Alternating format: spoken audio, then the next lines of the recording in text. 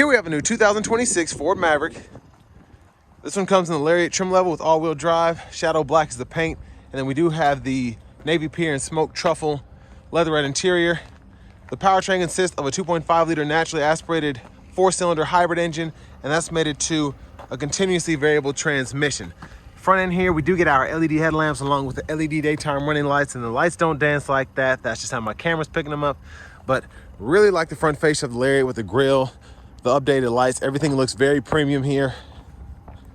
Coming around to these wheels, these are going to be 19-inch aluminum, and surprisingly they don't look overly big on here. I mean, 19 inches is pretty big in my opinion, but on this truck, even though it's a small truck, looks pretty good. Passive keyless entry on the front. Power door lock controls are here. We do get one touch down the driver's side, regular power windows on the other 3 doors, power mirror controls, rear window lock, and then we do have the B&O sound system, little storage in the door panel. Hit this twice to get access to the engine bay, and then we have our headlamp controls, gas cap release there, manual tilt telescoping steering wheel. There is the release. But here's our power driver's seat with 2-way power lumbar support. Now I want to give a huge thanks to Ford Lincoln of Franklin for allowing me to review this truck today. I'll leave a link below in the description. If you're looking to find the best price on one of these closer to home, click that second link down below. It takes just a minute to fill out your information, and I'll make sure the local dealers are fighting to get you the best price on this or whatever new vehicle you might be interested in. Now I will say the space in here feels a bit better than the Ranger to me. Just maybe it's the platform, how my seat is set, I don't know. But even though I can't fit in here all the way, I can still close the door, and I have that space in between the seat and the door panel there for my longer legs. Down here, 2 USB-C charge ports, and then you do get a 3-prong 120-volt household plug-in. There's a view of the front from back here. Sunroof shade. This middle seat does fold down. Bottle holders there. And then we do have a grab handle. If you want to hang a shirt, pair of pants on the hook, you can. You can also fold this seat down, or fold it up, I should say, and the whole seat lifts up from either side. You just pull this release here and then pull up. But where I have the mats and everything that haven't been installed yet on that side, it's not gonna work. But it will do it. There's a fuel filler there. It'll take 87 just fine. And there's a look at the back. I think we just get incandescent bulbs there, but still, nice look, I think, for this kind of truck. Back here, we do get a 120-volt household plug-in. We can activate the light back here, which is nice. And then we do have our spray-on bed liner. And then our trailer hitch there. And there's a look underneath the truck. Spare tires under there as well. And I'm going to try and show you the window sticker. Y'all can pause anywhere you need to if you want to take a closer look at anything. It's a pretty good look there. And I do want to mention the power split electric CVT, so that does kind of help with the, I guess, the torque vectoring, if you will, with the all-wheel drive system. So I'm excited to test that out. I think this is the first one I'm going to drive that has that capability. But 39 city, 32 highway, still impressive for this kind of truck. Even though we're not seeing 40s like people with the front wheel drive model. Manual front passenger seat here. And I will say it is a 6-way, so we can actually pump the seat up or down, adjust the seat back there, and then use this bar to move the seat back forward and back. And there's the glove compartment.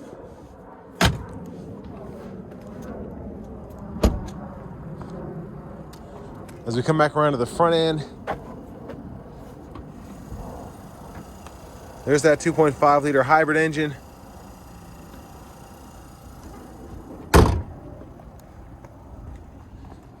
And since I had to pull this one twice, you got to slam it so it'll close all the way.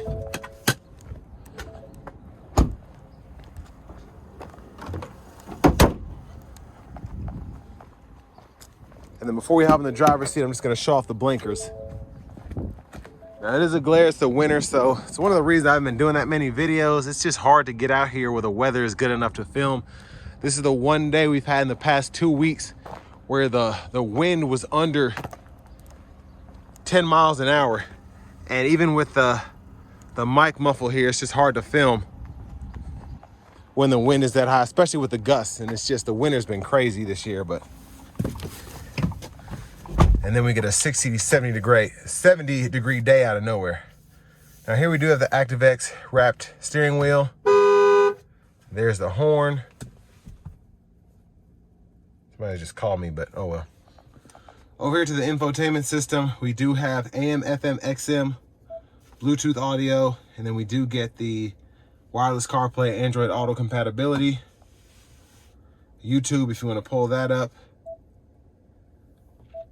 And then you have your features, driver assistance. You can go over here, fool with the cruise control, the lane keeping system. And then your settings here. I got fat finger that.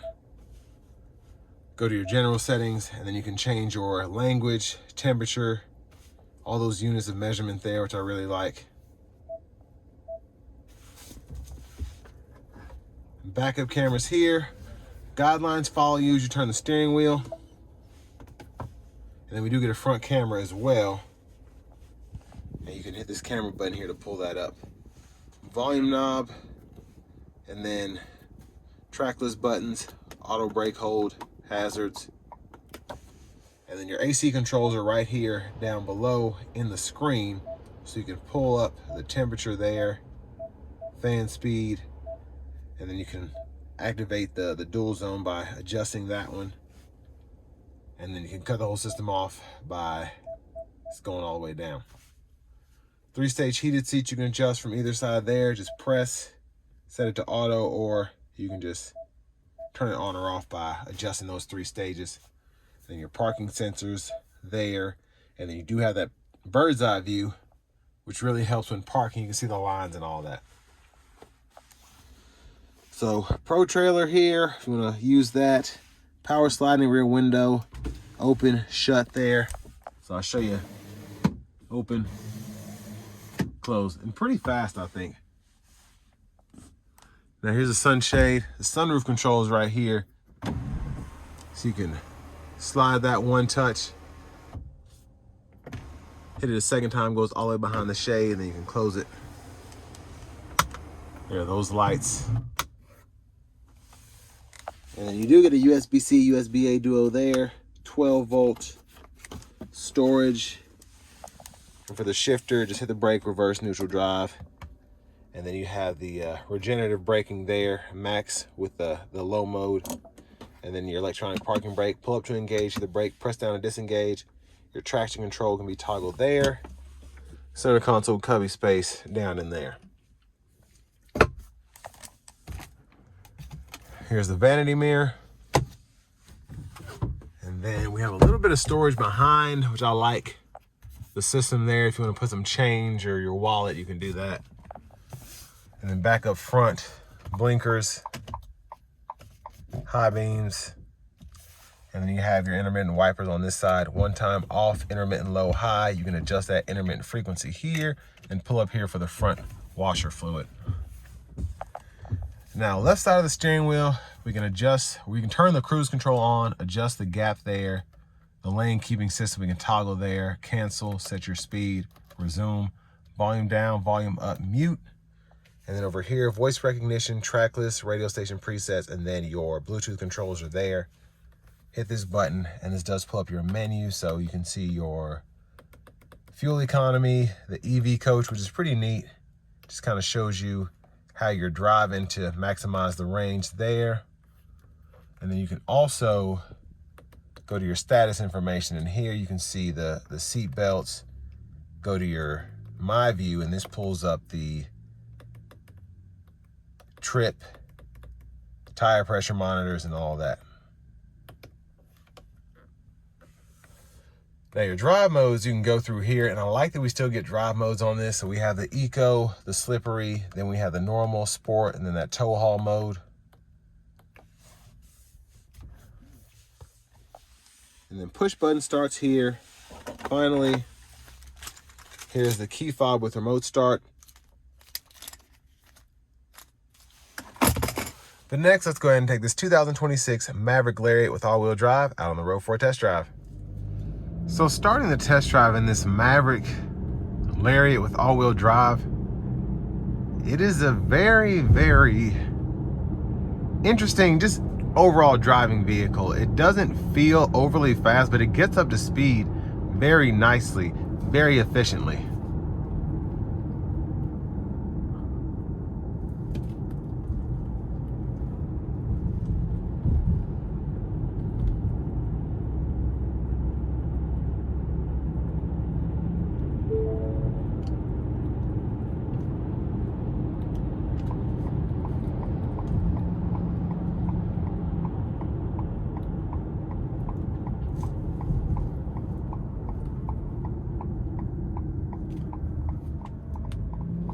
Now, one of the things I love about hybrids is you don't really have an auto stop feature where the engine is cut off and you have an abrupt start.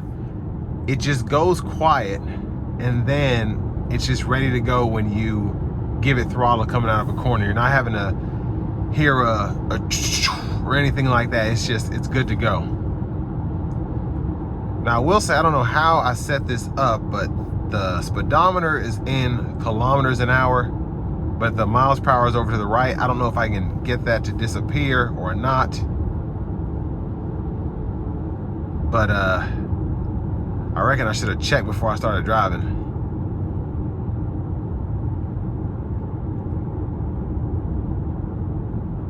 But it's very smooth, it's very quiet, it's very comfortable. And it's just it's so swift in how it gets up to speed, how it starts going. Again, you're not having any abrupt auto stop.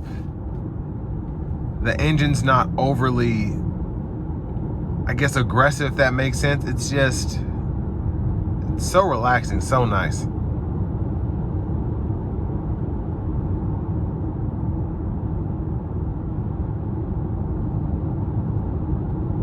Now, it's a nice day out today, so I won't really be able to test out wind noise where the wind's blowing at maybe 2 miles an hour, 3 miles an hour, 4 or 5 mile an hour gusts. But as of now, it's solid in terms of the sound acoustics. And where it is so quiet, I can hear the tires just a tad on this rougher stretch of road.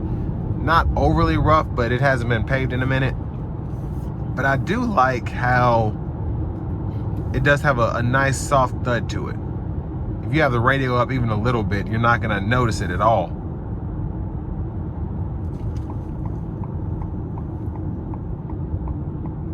And overall, from the driver's seat, I'm 6'3", longer legs. Headroom's fantastic, even with the moonroof. Overall seating position is comfortable. Not too much in terms of just how it's how stiff it is.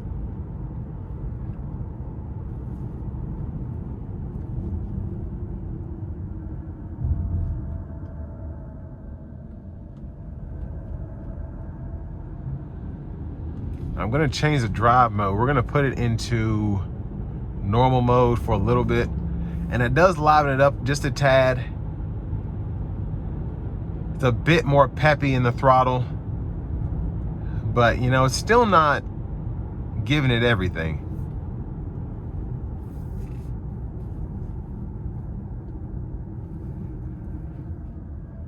Now, the brake pedal feel so far has been one of the best regenerative braking feels I've felt in a vehicle. You're not feeling that cushion between regular braking or friction braking and regenerative braking. It's just a nice pedal feel. It feels better than some cars with just regular brakes. So I've only kind of paid attention once or twice stopping, but I mean, again, I'm impressed by it. And it's because you never really get that initial bite like some brake systems have. If you do pay attention, I can kind of feel the squishiness in the brake pedals, like pretty much all hybrids have in some shape or form. But where you get that initial bite, you're not feeling like, okay, when are the brakes gonna kick in, because I'm just feeling air. And people that like these trucks, that's gonna be a big plus for them, I think. It just feels more normal than anything.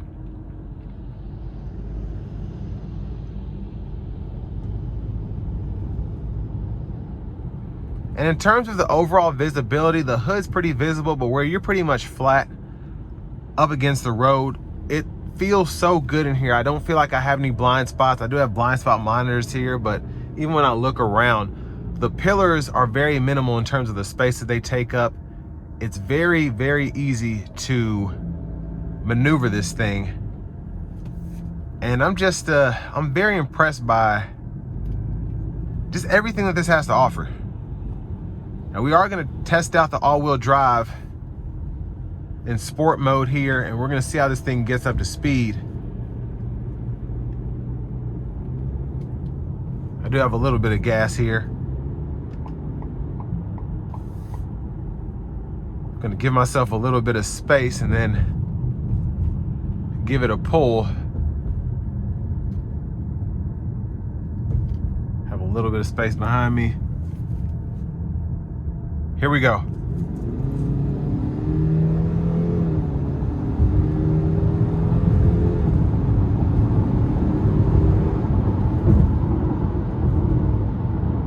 So I didn't give it a 0 to 60, probably about a, what was that, a 20, 30 to 60. Give it another slight pull.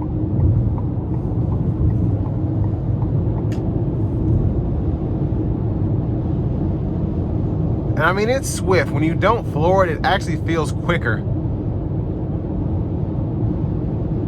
Let's see how this system works with a lane keeping system. And pretty nice lane centering, adaptive cruise. And I want to give a huge thanks to Ford, Lincoln, and Franklin for allowing me to review this truck today. I'll leave a link below in the description. If you're looking to find the best price on one of these closer to home, click that second link down below. It takes just a minute to fill out your information, and I'll make sure the local dealers are fighting to get you the best price on this or whatever new vehicle you might be interested in.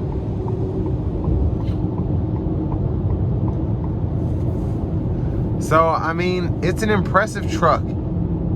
Fuel efficient, all-wheel drive, I mean, relatively quick, and practical in terms of the space you have driving. You have the bed in the back.